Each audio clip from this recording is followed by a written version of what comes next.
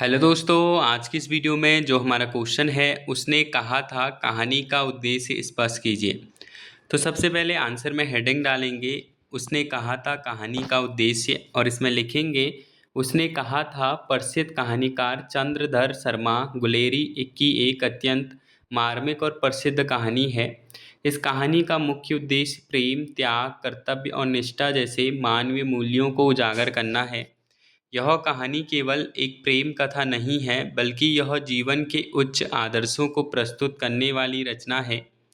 कहानी का केंद्र पात्र लहना सिंह है, जो बचपन में एक लकड़ी से निष्कपट प्रेम करता है।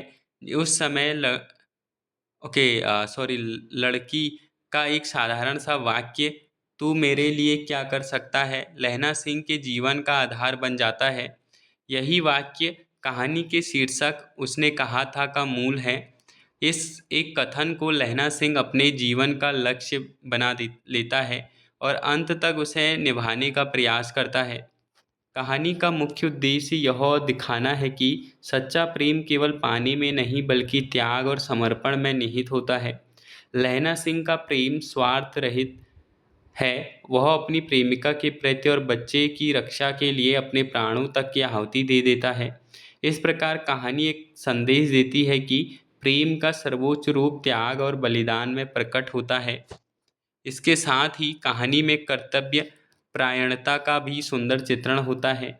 यह हुआ है, लहना सिंह एक सिपाही के रूप में अपने सैनिक धर्म का पालन करता है और युद्ध भूमि में साहस और निष्ठा का परिचय देता है। वह व्यक्तिगत भावनाओं और अपने कर्तव्य के बीच संतुलन बनाए रखता है, जो कहानी के उद्देश्य को और भी गहरा बनाता है। कहानी का एक अन्य उद्देश्य मानवीय संवेदनाओं को उजागर करना है।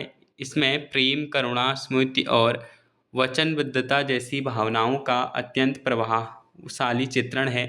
लेखक ने यह दिखाया है कि एक साधारण व्यक्ति भी अपने उच्च आदर्शों के कारण असाधारण बन सकता है।